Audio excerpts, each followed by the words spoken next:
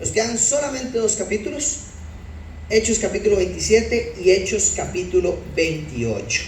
Entonces vamos a estudiar un poquito hoy este texto. Seguimos viendo la vida de Pablo, seguimos viendo el recorrido de Pablo. La última semana estuvimos viendo que Pablo estuvo conversando con autoridades muy importantes y nos dejó el texto bíblico del capítulo 26 con suspenso, diciendo que el emperador Festo le dijo entonces a Pablo: bueno, podrías haber quedado libre, pero usted pidió ir donde el César, al César vas a ir. Y entonces dijo, enviaron a Pablo. Y ahí nos dejó el capítulo 26. Hoy vamos a iniciar con la travesía, con el viaje de Pablo hacia Roma. Finalmente vamos a ver el viaje de Pablo hacia Roma. Estuvimos estudiando en todo Hechos muchos viajes. Vimos viajes a diferentes lugares, donde Pablo iba a predicar, donde Pablo salía corriendo para que no lo mataran, donde Pablo se establecía en algunos lugares. Y ahora vamos a ver el viaje de Pablo hacia Roma. Un viaje prometido por Jesús, un viaje que Pablo anhelaba hacer y que probablemente no lo hace en las condiciones que uno pediría.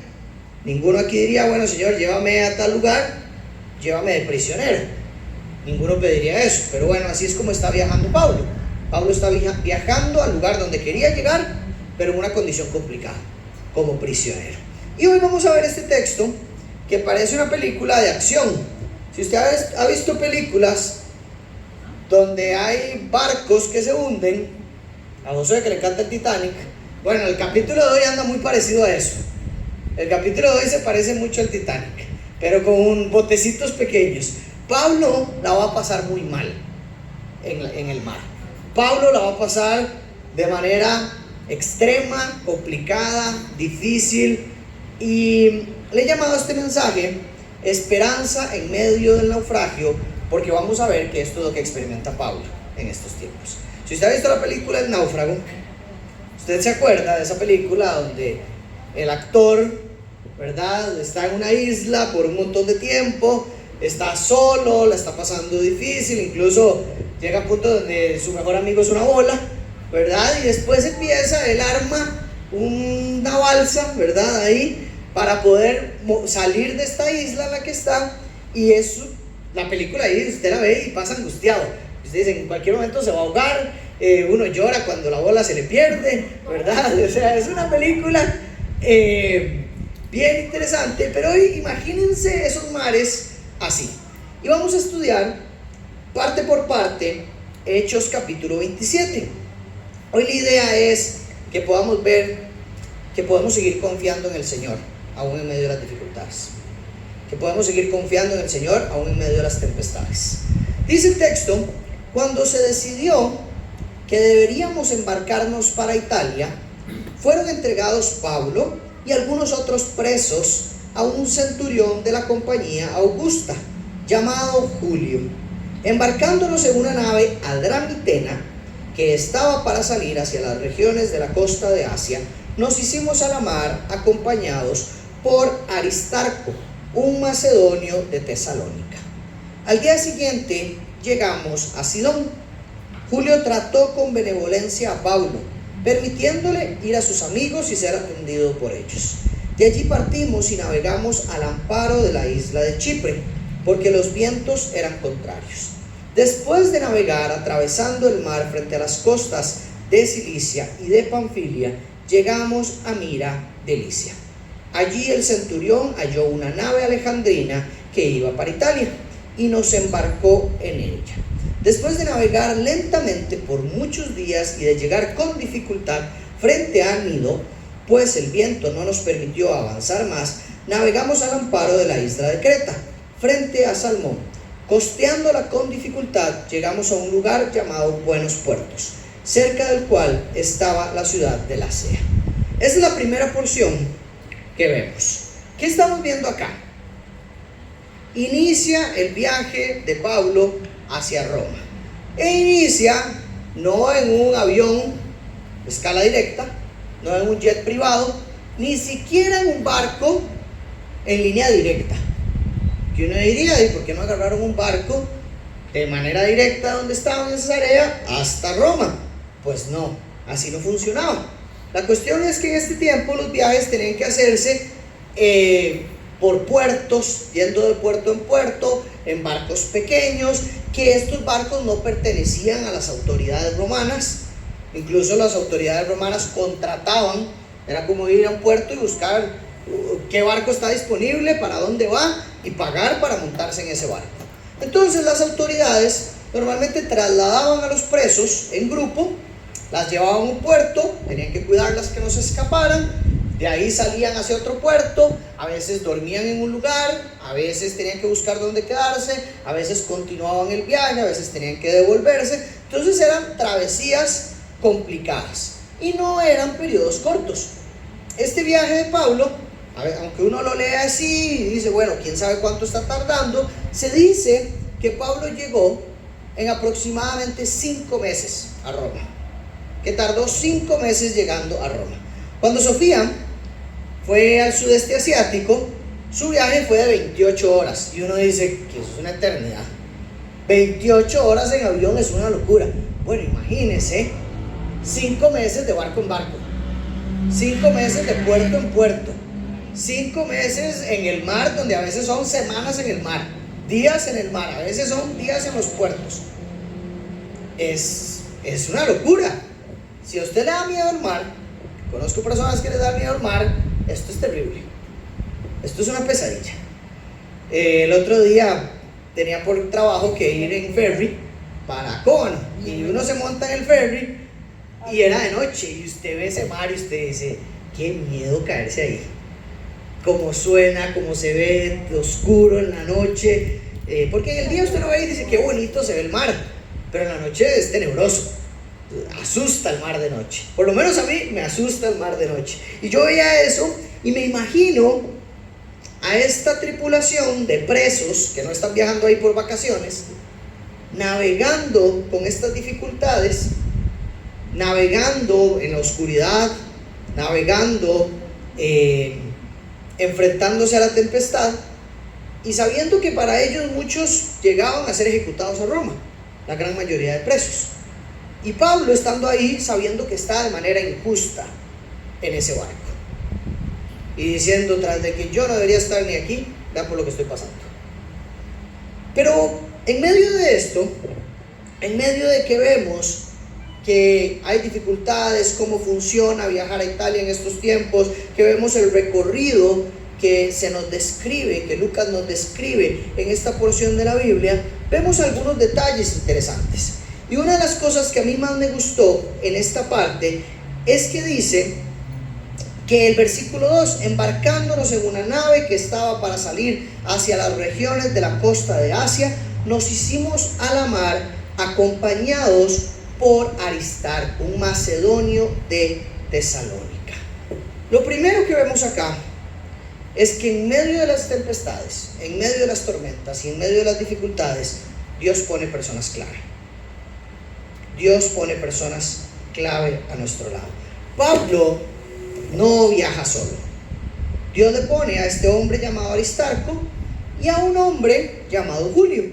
Y este Aristarco está en ese bote por voluntad propia.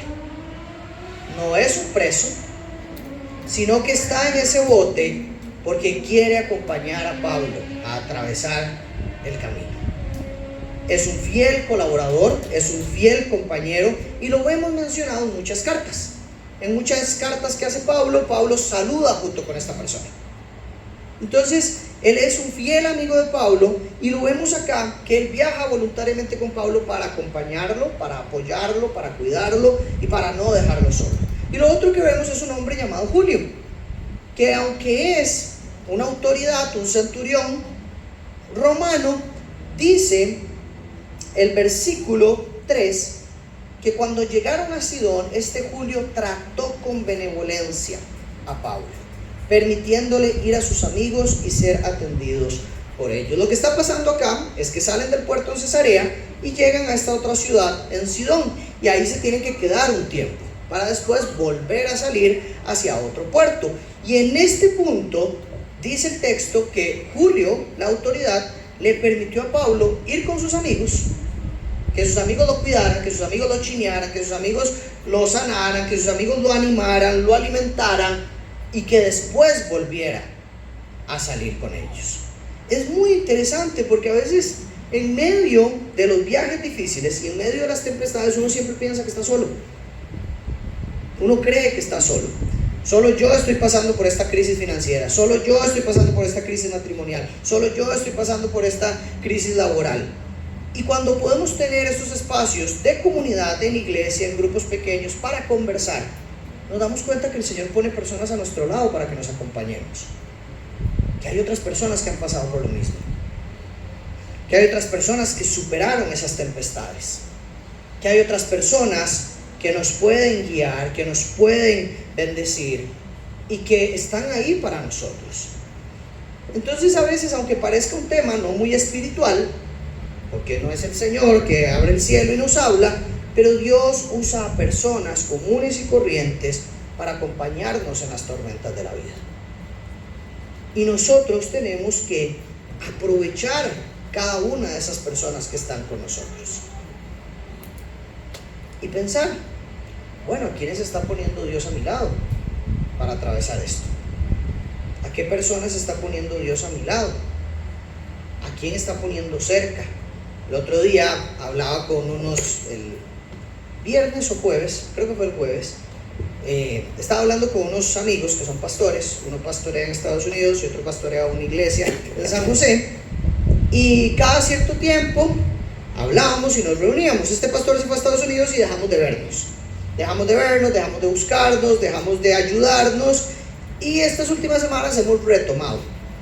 Y es muy bonito porque para mí es un espacio donde yo digo, aquí yo suelto todo lo que yo siento, porque ellos entienden las dificultades de pastorear, ellos entienden las dificultades, las cosas bonitas, las cosas no tan bonitas, y estábamos hablando y después terminaba yo decía, gracias Señor, porque hay personas a mi lado que me guían, me aconsejan y que no me dejan solo en medio de esto, porque hay momentos donde uno se siente que solo uno está pasando por un problema.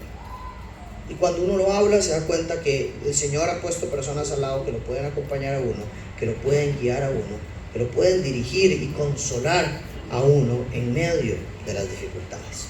Entonces, lo primero que vemos acá es Dios pone personas clave a nuestro lado para acompañarnos. Y la tarea para nosotros es aprovechar lo que Dios está poniendo a nuestro lado. Entonces le pregunto, ¿usted está viendo a las personas que Dios está poniendo a su lado? ¿O usted está pasando por la vida tan rápido que ni se da cuenta que el Señor está poniendo personas a su lado para acompañarlo, para ayudarlo, para cuidarlo, para chinearlo un poquito?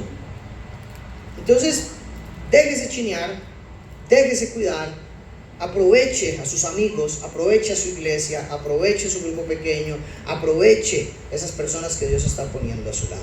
Y si tal vez usted dice, yo creo que no hay nadie, este es un buen lugar para empezar a conectar con personas.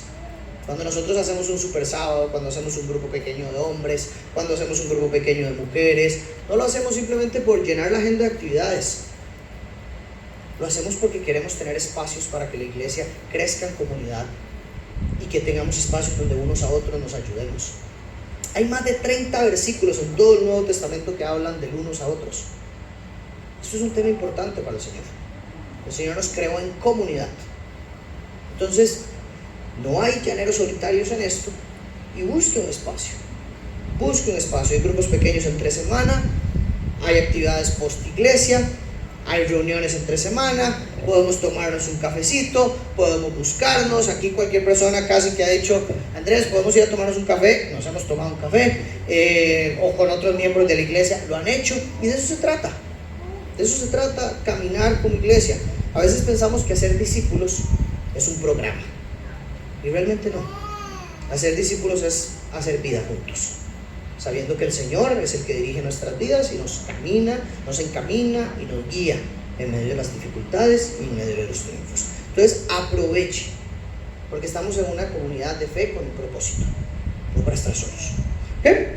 Dice después, aquí se empieza a poner interesante, que ellos están viajando y que empiezan, el versículo 8 termina diciendo, costeándola con dificultad. Llegamos a un lugar llamado Buenos Puertos. En este lugar las cosas empiezan a poner difíciles.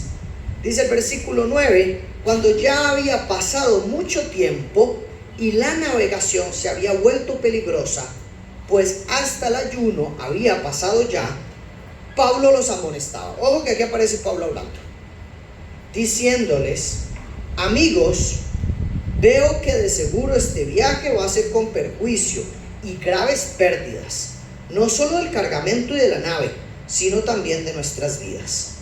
Pero el centurión se persuadió más por lo que fue dicho por el piloto y el capitán del barco que por lo que Pablo decía. Como el puerto no era adecuado para invernar, la mayoría tomó la decisión de hacerse a la mar desde allí para ver si les era posible arribar a Fenice, un puerto de Creta que mira hacia el nordeste y el sudeste, y pasar el invierno allí. La cuestión es que se complica la navegación. Empieza a haber una tormenta, una tempestad, se vuelve peligrosa, ya no podían navegar con facilidad. Y en medio de este caos, en medio de esta dificultad, en medio de esta crisis, aparece Pablo y les dice, señores, esto no es seguro. No solamente vamos a tener pérdidas materiales, vamos a perder personas. Nosotros necesitamos quedarnos en algún lugar porque vamos a tener pérdidas si nosotros salimos. Y dice el versículo 11 que el centurión, o sea, este Julio que venía acá, que lo había tratado con benevolencia, prefirió hacer caso al piloto, prefirió hacer el caso al capitán, y están en un puerto donde no se podían quedar a pasar el invierno, es lo que dice el texto. Entonces, como no se podían quedar en este puerto, trataron de moverse a otro puerto. Entonces dijeron, no, aquí hay que navegar, vamos a movernos, aunque Pablo dice que no, el piloto y el capitán dicen que sí, el centurión dice que sí, movámonos. Y entonces tratan de moverse y ya vamos a ver lo que pasa. Dice el versículo 13, que cuando comenzó a soplar un moderado viento del sur, creyendo que habían logrado su propósito, levantaron anclas y navegaban costeando a Creta. Pero no mucho después, desde tierra comenzó a soplar un viento huracanado que se llamaba Euroclidón. Y siendo azotada la nave y no pudiendo hacer frente al viento, nos abandonamos a él y nos dejamos llevar a la deriva. Pablo le dice a la gente, no salgamos, tengamos cuidado, esto está peligroso, no la vamos a pasar bien, vamos a tener pérdidas, la gente no hace caso y hay un huracán. En medio de la mar, un huracán, las cuestiones se complican y el barco queda a la deriva. ¿Qué es a la deriva? Que ya no había forma de controlarlo. Imagínense estar en el mar y usted decir, esto es incontrolable, vamos a ver qué pasa. A donde nos lleve el mar, ahí terminaremos. Y aquí lo que yo veo importante es que en medio de este mensaje de un hombre de Dios, que no por pura cosa dice estas cosas, que no porque tenía miedo, porque quería escaparse, sale con esto. En medio de las tribulaciones, de la dificultad, de la tormenta, un hombre de Dios da un consejo y la gente lo ignora. Y yo creo que es importante que para nosotros, nos traigamos que ignorar la voz de Dios siempre trae consecuencias. Ignorar la voz de Dios siempre trae consecuencias. Dios habla por medio de su siervo, queriendo cuidar a la gente que estaba en el bote. Pero la gente prefiere confiar en el piloto y en la lógica humana que confiar en aquel que está hablando de parte de Dios. Y yo creo que esto es importante porque nosotros en muchas ocasiones decidimos ignorar las cuestiones espirituales por ir por aquello que pensamos que es la lógica humana. Yo creo que a veces nosotros nos hundimos por estar siguiendo consejos humanos en lugar de seguir la palabra de Dios.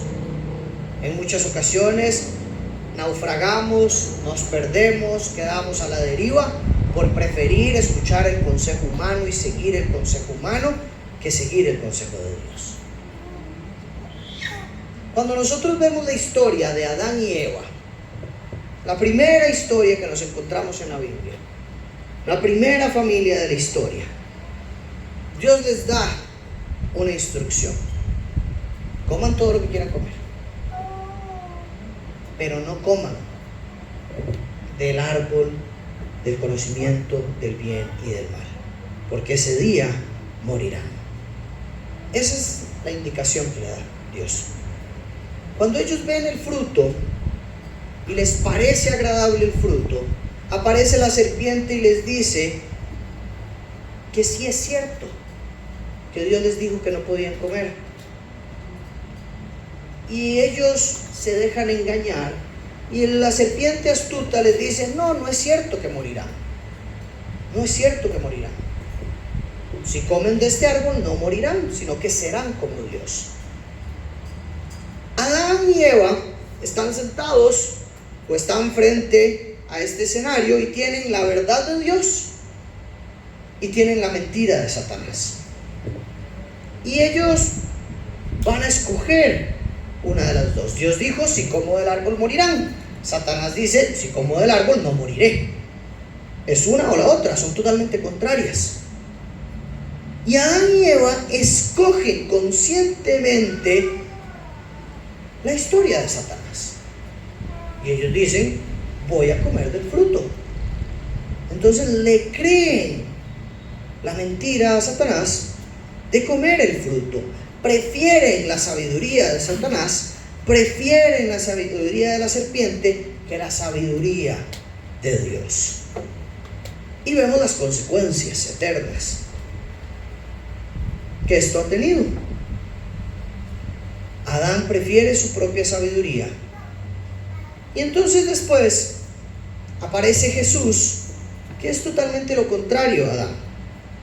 Es 100% Dios, pero es 100% hombre, y se ve tentado y enfrenta la tentación, y enfrenta momentos de tempestad, y enfrenta momentos de tormenta, y siempre se sometió al Padre en obediencia, y prefirió siempre la sabiduría del Padre que aún su propia sabiduría. Y Romanos nos plantea un escenario donde siempre dice que el pecado entró por Adán, por el primer hombre, pero la salvación entró por Jesús. Y yo aquí, cuando veo este escenario de estas personas en el bote que tienen la verdad de Pablo y tienen la verdad de los pilotos y dicen: mejor vámonos con la verdad de los pilotos, me recuerda mucho a esto. Y es que nosotros en muchas ocasiones nos parecemos mucho más a Adán que a Jesús. Preferimos nuestra verdad, preferimos nuestras formas, preferimos nuestra sabiduría que la sabiduría del Padre, que la obediencia al Padre, que hacer lo que dice el Padre. Dios dice esto acerca de cómo manejar las finanzas, pero mejor yo lo manejo como yo creo. Dios dice esto acerca de cómo se vive el matrimonio, pero yo creo que mejor lo vivo como yo creo. Dios dice esto acerca de las relaciones, pero mejor las manejo como yo pienso que es mejor. Dios dice esto acerca del perdón, pero mejor lo vivo como yo creo. Entonces, en esas pequeñas cositas que parecen sin importancia, nosotros estamos haciendo el mismo juicio de valor, escogiendo entre la verdad de Dios y la verdad nuestra, y diciendo: el Señor me ha enseñado cómo se vive el perdón, pero prefiero vivirlo de mi manera. El Señor me ha enseñado cómo se vive la sexualidad, pero prefiero vivirlo a mi manera. El Señor me ha enseñado cómo se vive el amor, pero yo lo vivo a mi manera. El Señor me ha enseñado cómo es la crianza de los hijos, pero yo lo vivo a mi manera. Y entonces queremos tener una vida perfecta, una vida con todas las bendiciones de Dios, una vida sin sobresaltos, sin tempestades, pero ignoramos la verdad de Dios. Entonces esto no tiene sentido. Hoy, lamentablemente, todo el mundo tiene una opinión que se cree que es más valiosa que las escrituras. Lo que diga el psicólogo es más importante que el pasaje bíblico. Lo que diga el consejero es más importante que el pasaje bíblico. Lo que diga mi mamá es más importante que el pasaje bíblico. Lo que diga el profesor es más importante que el pasaje bíblico. Lo que diga mi papá es más importante que el pasaje bíblico. Lo que diga el pastor es más importante que el pasaje bíblico. Y ese es un gran error. Y yo creo que es el gran pecado de nuestra generación. Considerar que tanta información que vemos ahora en redes sociales, en noticieros, en todo, tiene más lugar que la Escritura. Y por eso estamos viviendo como estamos. Dice Romanos 1: profesando ser sabios se volvieron necios y cambiaron la gloria del Dios incorruptible por una imagen en forma de hombre corruptible, de aves, de cuadrúpedos y de reptiles. Por lo cual Dios los entregó a la impureza, en la lujuria de sus corazones, de modo que deshonraron entre sí sus propios cuerpos. Porque ellos cambiaron la verdad de Dios por la mentira, y adoraron y sirvieron a la criatura en lugar del Creador, quien es bendito por los siglos. Amén. Por esta razón Dios los entregó a pasiones degradantes, porque sus mujeres cambiaron la función natural por la que es contra la naturaleza. De la misma manera también los hombres, abandonando el uso natural de la mujer, se encendieron en su lujuria unos con otros, cometiendo hechos vergonzosos hombres con hombres, y recibiendo en sí mismos el castigo correspondiente a su extravío. Y así como ellos no tuvieron bien reconocer a Dios, Dios los entregó a una mente depravada, para que hicieran las cosas que no convienen. Están llenos de toda injusticia, maldad, avaricia y malicia, llenos de envidia, homicidios, pleitos, engaños y malignidad. Son chismosos, detractores, aborrecedores de Dios, insolentes, soberbios, jactanciosos, inventores de lo malo, desobedientes a los padres, sin entendimiento, indignos de confianza, sin amor, despiadados. Ellos, aunque conocen el decreto de Dios, que los que practican tales cosas son dignos de muerte, no solo las hacen, sino que también dan su aprobación a los que las practiquen. Qué fuerte este pasaje. Pero es una descripción de nuestra sociedad. Pablo, hace 2000 años, parece que estuviera contándonos la historia de hoy. No ignores la voz de Dios solo porque parece poco popular. No ignore lo que Dios dice. No cambie la verdad de Dios por la mentira, porque estas son las consecuencias. Porque llevamos esto a nuestras vidas, porque llevamos esto a nuestras familias, porque llevamos esto a nuestros hijos. Deje de pensar que usted es más vivo que Dios. Deje de pensar que usted sabe más que Dios. Deje de pensar que usted tiene más años que Dios. Deje de confiar mucho más en su propia opinión que en las palabras de Dios. El último versículo de ese texto de Romanos dice: ¿conocen el decreto de Dios de que los que practican tales cosas son dignos de muerte? Pero no solo las hacen, sino que también dan su aprobación a los que las practican. Pablo está diciendo: saben la verdad, saben que no deberían hacer nada de estas cosas, y no solamente las andan haciendo, sino que recomiendan a otros hacerlas, sino que no ven problema con que las hagan. Y se parece tanto a nosotros. Yo escucho hoy a cristianos o creyentes decir: no, pero está todo bien que usted viva con su novio. No, pero está todo bien que usted no vaya a la iglesia. No, pero está todo bien que usted maneje su dinero así. No, pero está todo bien que usted le hable así a las personas. No, pero está todo bien que usted no lea la Biblia. ¿Cómo un creyente dice eso?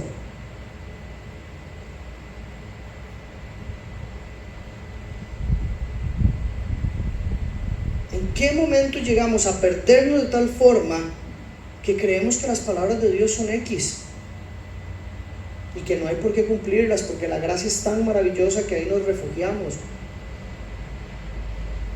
Pero ¿en qué momento dejamos de temer al Señor como para decir: yo tengo que vivir en santidad? A mí me duele tanto ver cristianos que hoy tratan de vivir más cerca del pecado que más cerca de Dios, y que dicen voy a ver hasta dónde puedo llegar en cercanía al pecado, en vez de decir voy a ver qué tan lejos puedo estar del pecado. A mí me duele cuando un muchacho me dice, cuando hablamos de temas de sexualidad, y me dice ¿hasta dónde puedo llegar en temas sexuales con mi novia? Y uno dice, desde ahí ya la pregunta va mal, porque no está pensando en cómo puede glorificar a Dios en su noviazgo, sino hasta dónde puede llegar. Porque esa es la perspectiva que tenemos hoy. Hasta dónde puedo hacer lo que yo quiero, y no pensar ¿por qué no hago más cosas para glorificar a Dios?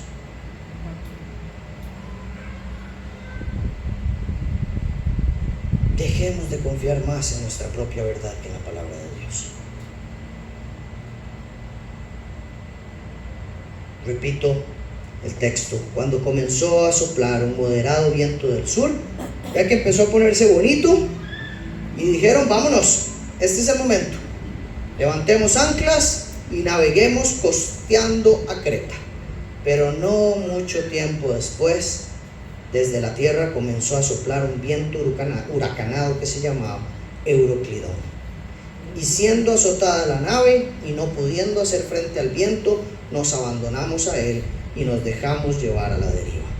Navegando al amparo de una pequeña isla llamada Claudia, con mucha dificultad pudimos sujetar el bote salvavidas. Después de que lo alzaron, usaron amarras para sujetar la nave, temiendo encallar en los bancos de Sirte. Echaron el ancla flotante y se abandonaron a la deriva. Al día siguiente, mientras éramos sacudidos furiosamente por la tormenta, comenzaron a arrojar la carga. Al tercer día, con sus propias manos, arrojaron al mar los aparejos de la nave. Como ni el sol ni las estrellas aparecieron por muchos días, y una tempestad no pequeña se abatía sobre nosotros, desde entonces fuimos abandonando toda esperanza de salvarnos. Ve al punto al que llega la tripulación por ignorar lo que Dios había mandado por medio de Pablo. Dice el final: desde entonces fuimos abandonando toda esperanza de salvarnos.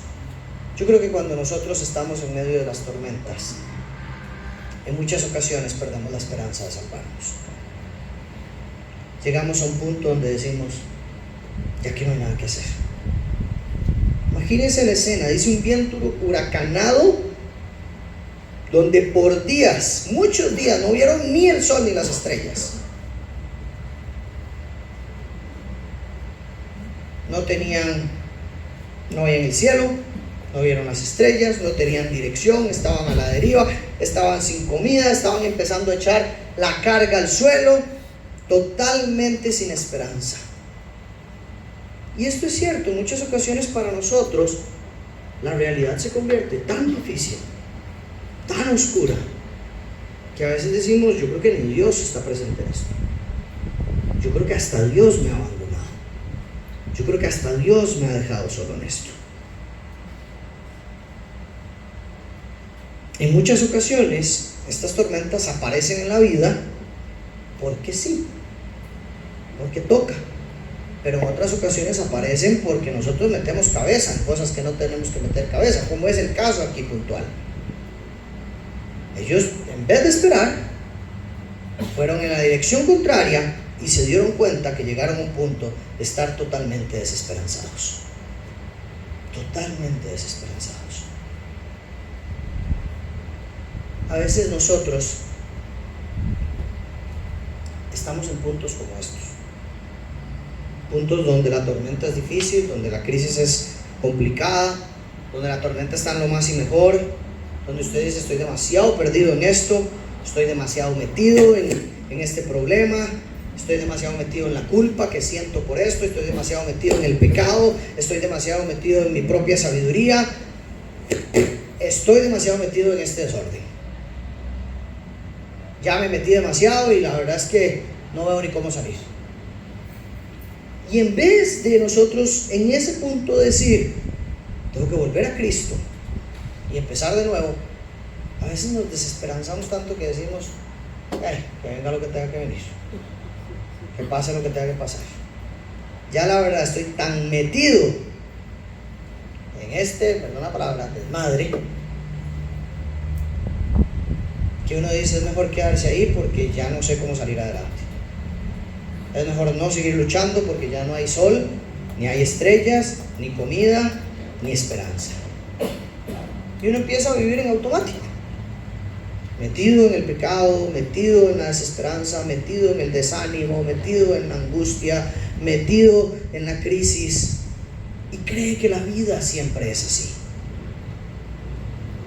Y nos acostumbramos a vivir a la deriva, en un barco sin rumbo, sin metas, sin objetivos, sin sueños, sin propósitos, sin ilusiones, simplemente a donde el mar me lleve, sin cambiar la vida que Dios quiere que yo cambie. Desesperanzados. Pero si usted hoy está ahí, si usted hoy se siente ahí, si hoy usted siente que su familia está ahí, que su matrimonio está ahí, que la vida con sus hijos está ahí, que su relación de noviazgo está ahí, la historia, gracias al Señor, no queda ahí. Y escuche lo que dice el texto. Cuando habían pasado muchos días sin comer, Pablo se puso en pie en medio de ellos y dijo: amigos, debían haberme hecho caso. Qué bien Pablito ahí. Y no haber salido de Creta, evitando así este perjuicio y pérdida. Versículo 22. Pero ahora los exhorto a tener buen ánimo, porque no habrá pérdida de vida entre ustedes, sino solo del barco. Porque esta noche estuvo en mi presencia un ángel de Dios, de quien soy y a quien sirvo, diciendo: no temas, Pablo, has de comparecer ante el César. Pero ahora Dios te ha concedido todos los que navegan contigo. Por tanto, tengan buen ánimo, amigos, porque yo confío en Dios, que acontecerá exactamente como se me dijo. Pero tenemos que encallar en alguna isla.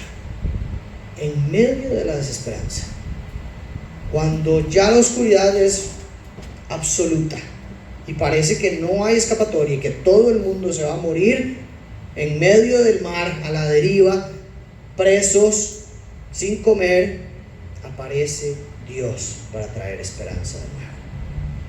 Y Dios habla por medio de un siervo suyo, de un discípulo suyo, y trae esperanza a las personas. Esta es la misericordia de Dios. Porque la purítica verdad es que Dios pudo haber dicho: por necio solo voy a salvar a Pablo.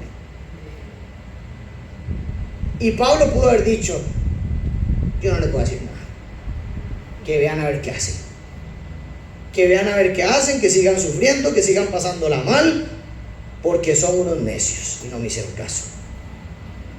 Pero Pablo aquí, con una misericordia enorme dada por el Espíritu Santo, les cuenta que el Señor tiene una nueva esperanza para ellos, que el Señor tiene un plan para ellos en medio de esto, y les dice: tengan ánimo, tengan ánimo.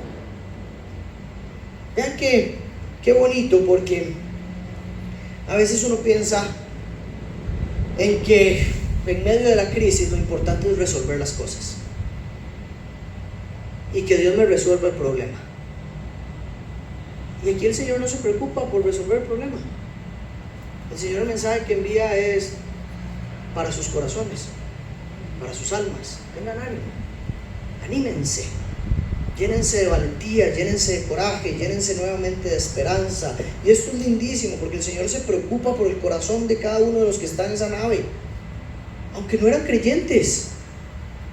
El Señor se preocupa por el corazón de cada uno de los que está ahí. Tengan buen ánimo, amigos, anímense, porque no habrá pérdida de vida entre ustedes. El Señor no les dice: bueno, este es el plan para que se salven, empiecen a hacer esto, aquí va el manual, esto es el instructivo de lo que tienen que hacer, no me importa cómo se sientan, háganlo. Ese no es el mensaje del Señor. El mensaje del Señor es: yo tengo resuelto esto. Descansen, llénense de ánimo, llénense de ilusión nuevamente, llénense de esperanza, llénense de fe, porque yo estoy con ustedes. Este es el mensaje de hoy. Que cuando todo parece perdido, Dios aparece y Dios habla. Que cuando todo parece que no hay cielo, no hay estrellas, no hay comida, pero escuchamos a Dios, eso es suficiente. Eso basta para levantarse, eso basta para reanimarse, eso basta para traer esperanza. Iglesia, en medio de la crisis que usted está, en medio de la dificultad que usted está, en medio de la desesperanza que usted tiene hoy, puede faltar lo que sea, pero si escuchamos la voz de Dios, hay esperanza. Pero si escuchamos qué quiere Dios que hagamos en medio de esto, podemos estar tranquilos. Cuando Dios habla, lo que Dios dice es más seguro aún que lo que nosotros estamos viendo. Cuando Dios habla, lo que Dios dice es más seguro aún que lo que nosotros estamos viendo. Si el Señor dice no les va a pasar nada, aunque yo estoy viendo un huracán que me cae encima, el Señor dijo que no me va a pasar nada. Es difícil eso. Sí, porque yo estoy viendo un huracán que viene hacia mí y que me va a matar. Pero el Señor dijo que no me va a pasar nada. Pablo les dice: tranquilos, el Señor en el que yo creo y al que yo sirvo me ha dicho que vamos a salir de esta. Todos vamos a salir de esta. Jesús le decía a sus discípulos: la paz les dejo, mi paz les doy, y no se las doy a ustedes como el mundo la da. No se turbe su corazón, ni tenga miedo. No se angustie su corazón, ni tenga miedo. Hoy mi mensaje se trata de esto, iglesia. Que en vez de escuchar las mentiras, escuchemos la verdad de Dios, que es la que trae paz. Que en vez de vivir en nuestra propia sabiduría, vivamos en la sabiduría de Dios, que es la que trae paz.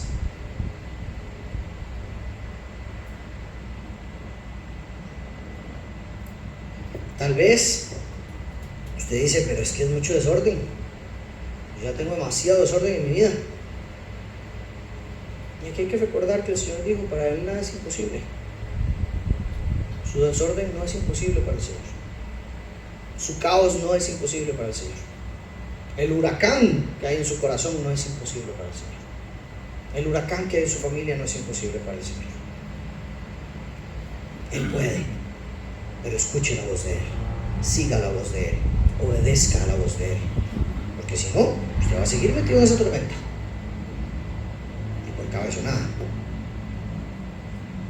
porque ya está escuchando la verdad.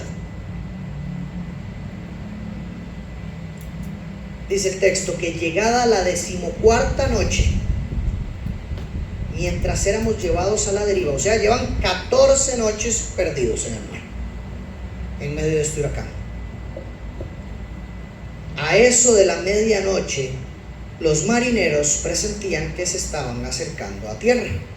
Echaron la sonda y hallaron que había 20 brazas de profundidad, 36 metros.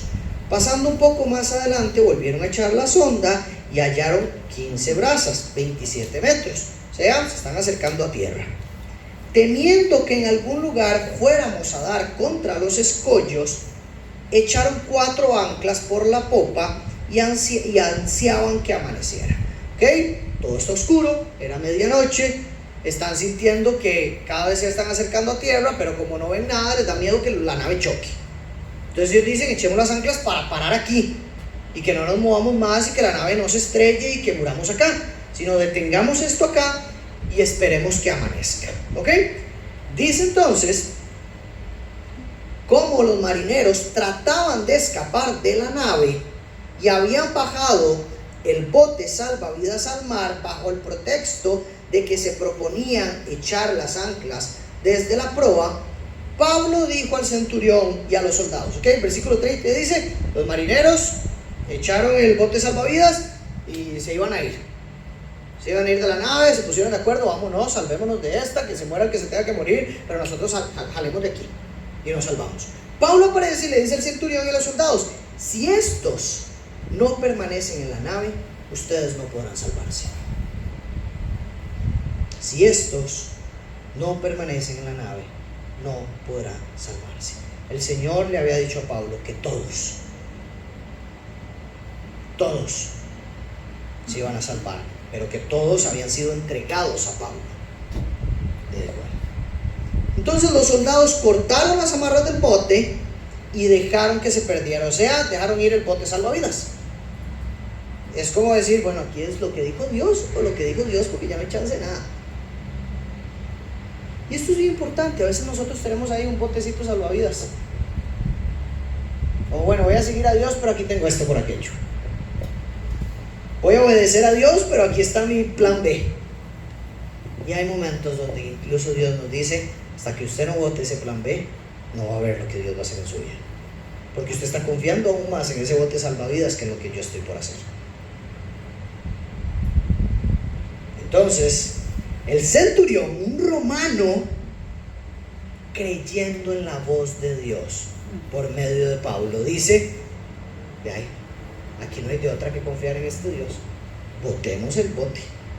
Entonces los soldados cortaron las amarras del bote y dejaron que se perdiera. Cuando estaba a punto de amanecer, ojo esto querido, Pablo exhortaba a todos que tomaran alimento, diciendo: hace ya 14 días que velando continuamente están en ayunas sin tomar ningún alimento. 14 días sin comer. 14 días sin comer. Cada uno de los pasajeros de este bote, pasándola terrible. Imagínense el humor de ese bote. 14 días de no comer, las energías que tenían, la fuerza que tenían. Y Pablo con full confianza les dice: por eso les aconsejo que tomen alimento, porque esto es necesario para sobrevivir. Y ojo esta frase: porque ni un solo cabello de la cabeza de ninguno de ustedes perecerá. Habiendo dicho esto, Pablo tomó pan y dio gracias a Dios en presencia de todos, y partiéndolo comenzó a comer. Entonces todos, teniendo ya buen ánimo, tomaron también alimento. En total éramos en la nave 276 personas. Una vez saciados, aligeraron la nave, arrojando el trigo al mar. ¡Qué escena tan bonita! Uno piensa en esta historia y se imagina 25 personas, ¿eh? Son 276. 276 personas metidas en una nave, de las cuales el Señor dijo: ninguna de ellas perecerá. Y me encanta ver a Pablo guiando, liderando y siendo luz en un contexto donde él está preso, en un contexto donde él no es el capitán, donde él no es el centurión, donde él no es el que manda de ninguna forma. Y todos están haciendo lo que Pablo dice. Todos están siendo liderados por el hombre de Dios en medio del mar, aunque no tiene un cargo oficial. ¿Por qué? Porque esa es la labor de un cristiano. Un cristiano tiene que ser luz en el lugar donde esté. Un cristiano tiene que ser distinto. Y al tal punto donde, vea, dice que todos estaban dando gracias a Dios. Están en medio de una tormenta y hay 276 personas comiendo, dando gracias a Dios por el pan que les ha provisto. Probablemente ya habían más creyentes que Pablo ahí. Probablemente había muchos que dijeron: vamos a creerle a este Dios de Pablo. Y Pablo dice: porque ni un solo cabello de la cabeza de ninguno de ustedes perecerá. Qué promesa la que le da Pablo a todas estas personas. Y aquí yo quiero recordarle algo. Usted no necesita un título para cambiar el entorno donde Dios lo ha puesto. Usted ya tiene un título y es hijo de Dios, hijo del Rey. Y usted es luz en el lugar en el que Dios lo ha puesto. Donde llega un cristiano, llega la luz de Dios, llega dirección de Dios y llega consuelo de Dios. Ustedes son la luz del mundo, le dijo Jesús a sus discípulos. Una ciudad situada sobre un monte no se puede ocultar. Iglesia, ustedes son los que llevan la esperanza al mundo. Ustedes son los que llevan la esperanza a sus hijos. Ustedes son los que llevan la esperanza a su familia. Ustedes son los que llevan la esperanza a sus trabajos. Ustedes son los que levantan el ánimo de los que están alrededor de ustedes. Ustedes son los que consuelan al compañero que está llorando. Ustedes son los que dicen la verdad cuando nadie se anima a decirla. Ustedes son los que abrazan al que está en las calles. Ustedes son los que dan de comer al que no tiene de comida. Ustedes son los que abrigan al que no tiene abrigo. Porque esa es la labor nuestra. Somos los hijos del rey y llevamos el reino a todos los lugares. Y el reino no es autoridad, el reino es servicio, es bendición, es amor, es misericordia, es perdón, es compasión. Ese es el reino de los cielos. Y nosotros somos los embajadores de ese reino. ¿Cómo está liderando usted ese entorno como cristiano? ¿Cómo estás cambiando el mundo? ¿Cómo está usted cambiando el ambiente del barco? ¿Cómo está usted cambiando la vida de sus hijos? ¿Cómo está usted cambiando la vida de su esposa? ¿Cómo está usted cambiando su vida personal? ¿Cómo está usted cambiando la vida de su novio, de su novia? ¿Cómo usted está cambiando la vida de la persona que acaba de llegar a la iglesia? Pablo se montó en un barco para ir a Roma y en 5 meses tiene a todo el mundo orando. Y en 5 meses no ha desaprovechado la tormenta para quedarse oculto, para esconderse, sino que está aprovechando esto para glorificar a Dios y que todos sean bendecidos por Dios. Ese es su trabajo. Anímense. Anímense y llenen de ánimo del Señor todos los lugares en los que ustedes están. Cuando usted está en su trabajo y el ambiente está horrible, no se sume a eso, dé esperanza. Cuando usted está en su familia y todo el mundo discute y todo el mundo pelee, no se una a eso, dé esperanza. Traiga a Cristo a ese lugar y renuévelo.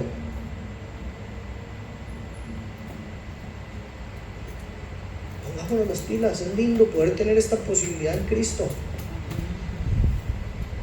Es una tarea hermosa llenar de ánimo a las personas. Es una tarea hermosa llenar de esperanza al mundo. Es una tarea hermosa mostrar el camino de la salvación a las personas. Porque todos necesitan a Cristo y ustedes son embajadores de ese Cristo. Dice el texto, los últimos versículos, que cuando se hizo de día, finalmente amaneció y dice: no reconocían la tierra, pero podían distinguir una bahía que tenía playa, y decidieron lanzar la nave hacia ella, si les era posible. Cortando las anclas, las dejaron en el mar, aflojando al mismo tiempo las amarras de los timones, izando la vela de la proa al viento, y se dirigieron hacia la playa. Pero chocando contra un escollo, donde se encuentran 2 corrientes, encallaron la nave.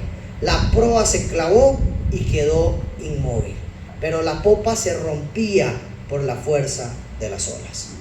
¿Ok? Uno dice: acabamos de comer, acabamos de pasar bonito, nos llenamos de esperanza, y ya cuando vemos la playa, hasta ahí llegó la nave.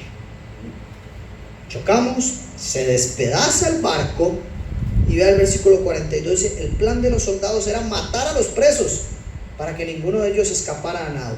Pero el centurión, queriendo salvar a Pablo, impidió su propósito y ordenó que los que pudieran nadar se arrojaran primero por la borda y llegaran a tierra, y que los demás siguieran, algunos en tablones y otros en diferentes objetos de la nave.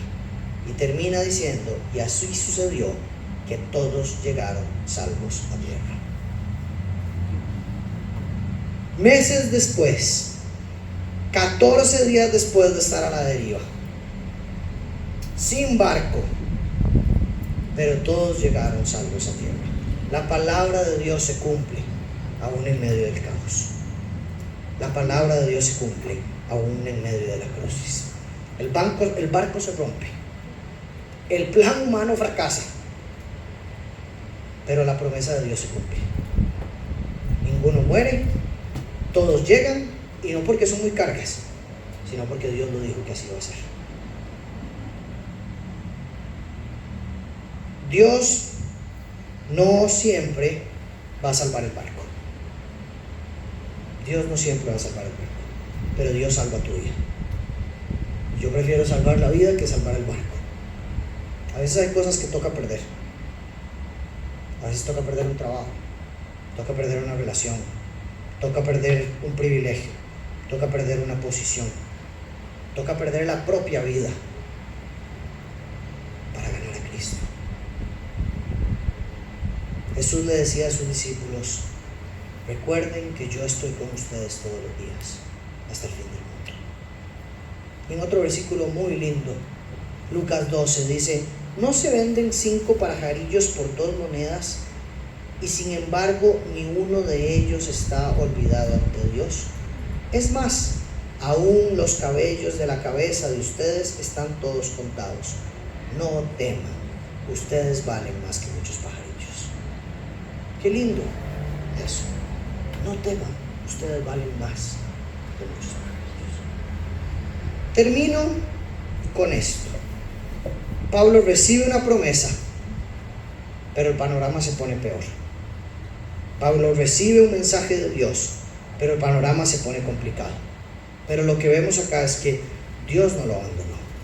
A pesar del caos, Dios nunca lo abandona, sino que utiliza a Pablo para renovar, para liderar y para salvar a otras personas.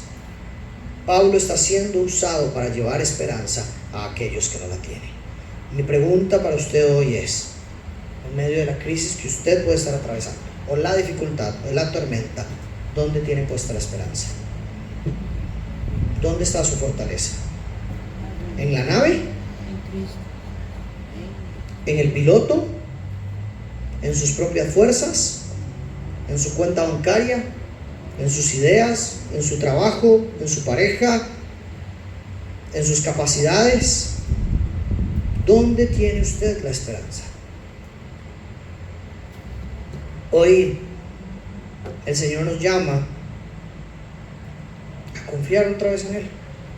Nos invita a confiar otra vez en Él. Él es fiel. Él te sostendrá, Él te salvará, Él te rescatará. No es lo que usted ve, no es lo que usted siente, no es lo que las circunstancias dicen, no es lo que el mundo dice, es lo que Dios dice. Es lo que Dios dice. Y el último versículo que quiero leerles estaba ahí, lo decía Pablo, y es el mensaje con el que quiero que se vayan hoy. Por tanto, tengan buen ánimo, amigos, porque yo confío en Dios que acontecerá exactamente como se me dijo. Ese es el mensaje que quiero que se lleven. Tengan buen ánimo. Tengan buen ánimo, porque acontecerá como Dios les ha dicho. Él estará con ustedes hasta el fin de los tiempos. Él es su fortaleza. Él es quien nos cuida. Él es quien nos guarda. Él es quien nos bendice. Él es quien nos sostiene. Él es quien les provee. Obedezcan. Síganlo a Él. Refúgiense en Él. Y llévense de ánimo. Trato. Dios me lo bendiga mucho. Voy a orar para que terminemos. Obviamente Andrés seguro la oración le hubiera quedado más bonita, pero yo también voy a orar y les invito a que me acompañen. Padre, gracias porque hoy nos demuestras una vez más que nuestra confianza, nuestra esperanza está en ti, Señor. Como lo vimos, puede ser que el barco no se salve, pero qué más importante que salvar nuestra vida, Padre. Ayúdanos a hacer luz, Señor, donde sea que nos pongas. Que seamos luz con nuestros compañeros de trabajo, con el jefe, que seamos luz en la casa, Señor, con nuestros amigos, en nuestras relaciones, Padre. Que podamos entender que no importa la tormenta, la tempestad que estemos viviendo, Padre, sino que tú tienes el control, Señor. Que nuestra vida está en tus manos, tú eres el que nos da la fortaleza, Señor, tú eres el que levanta nuestros brazos, Padre. Tú cuidas de nosotros, aun aunque se vea oscuro, nos veamos en un embrollo sin salida, tú estás ahí con nosotros, Padre. Ayúdanos a, como vimos también, no guiarnos por esas mentiras que a veces llegan a nuestro corazón y a nuestra cabeza, Señor. Ayúdanos a entender que tú eres el plan A, B, C y hasta la Z, Señor. Que aunque nos sintamos seguros de saber que por ahí tenemos otro plan, el único plan que nos va a salvar, Señor, el único plan que nos va a guiar es el tuyo, Padre. Ayúdanos a tener un corazón y una mente dispuestos a verte, a sentirte y a escucharte, aun cuando las olas son gigantes, Señor, aun cuando vemos que no hay escapatoria, Padre. Confiamos plenamente en vos, confiamos en tu amor, en tu misericordia, Señor, que aunque merecemos haber muerto con el barco destruidos, tú igual nos salvas. Te lo agradecemos montones, Señor, y que esto que vimos hoy lo podamos practicar durante la semana, durante el mes, Señor, que podamos servir a los demás como tú nos serviste a nosotros, Señor, que podamos ser ejemplo de amor, de luz, de paz, Padre, que el ánimo y la paz que solo tú nos puedas dar sea reconocido por los demás, y cuando nos pregunten ¿qué es eso que tiene diferente?, podamos decir que sos vos, Señor, que el que nos da la paz, nos da el ánimo para continuar. Te agradecemos montones el espacio, te agradecemos montones por esta casa, Señor. Te pido que todos mis hermanos lleguen con bien a su hogar, Señor, que los bendigas el resto de la semana, y te agradecemos muchísimo, muchísimo por tu amor que realmente no merecemos. En nombre de Jesús, amén y amén.